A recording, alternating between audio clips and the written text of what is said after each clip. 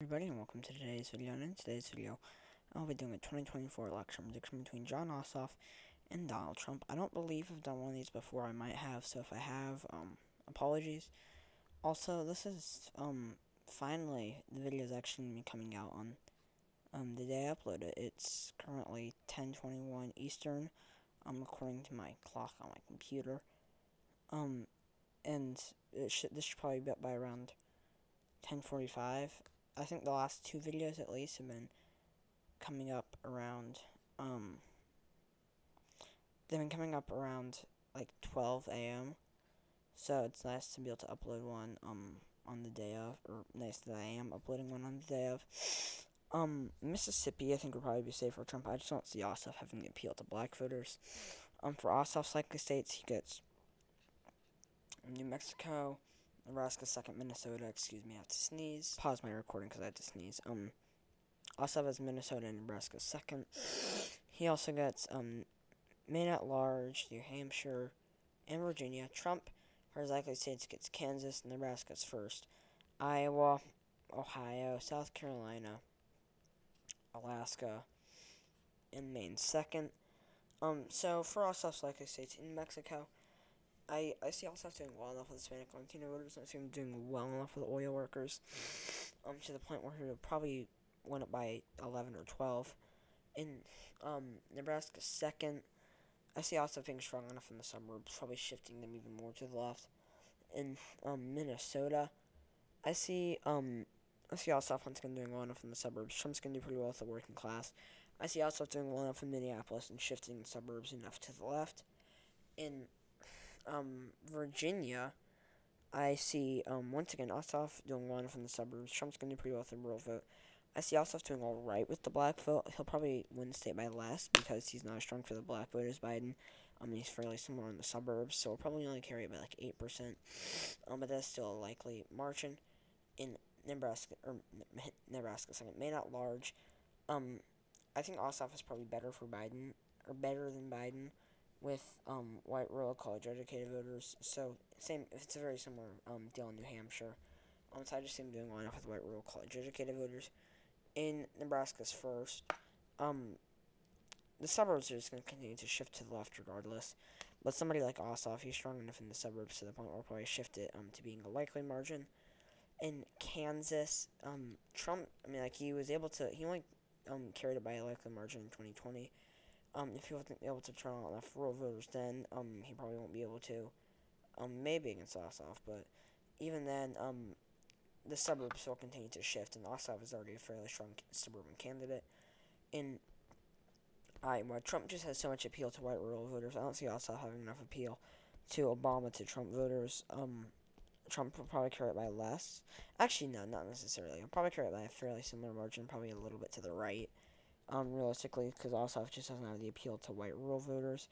Ohio, some more thing. Ossoff is not going to be able to do well enough with the working class, won't be able to turn out enough rural voters. And he also probably won't be able to do amazing with the black vote, but it'll shift the suburbs, which will probably help him. In Maine second, Trump just has the populist appeal. I see him being able to do well enough with a lot of those Obama to Trump voters, to the point where it probably wins it by a larger margin of victory. In Alaska, Ossoff's not strong enough for oil workers, even though we are going to see more Native American voters turning out, which will shift the state to the left.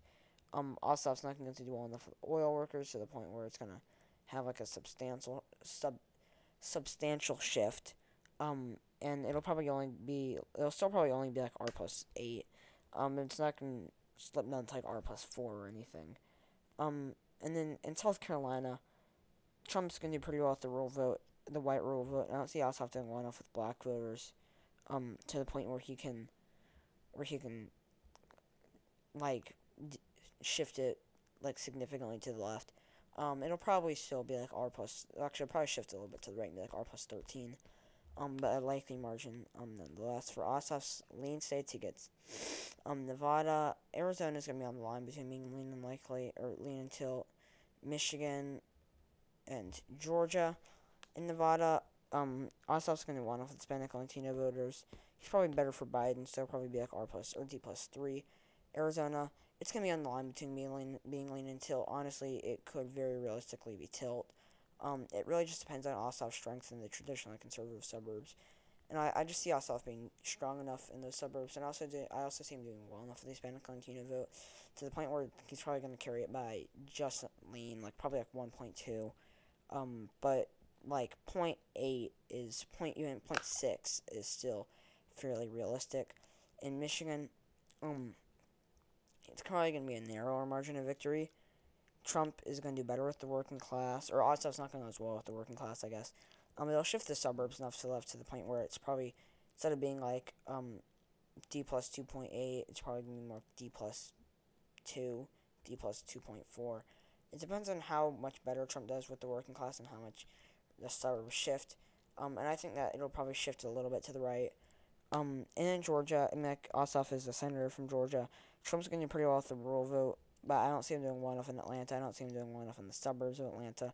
Even though Ossoff isn't phenomenal for the black vote, I still see him doing well enough, and especially with a lot of these turning out the voting efforts. I just lost a band that went on my mic, like a rubber thing or elastic thing. So I'll get that after I'm done recording. I just see it being enough. And given how well he did in Atlanta, and also that the suburbs will continue to shift to the left, I see it probably being similar to Arizona in the sense that it's on the line between being lean and tilt.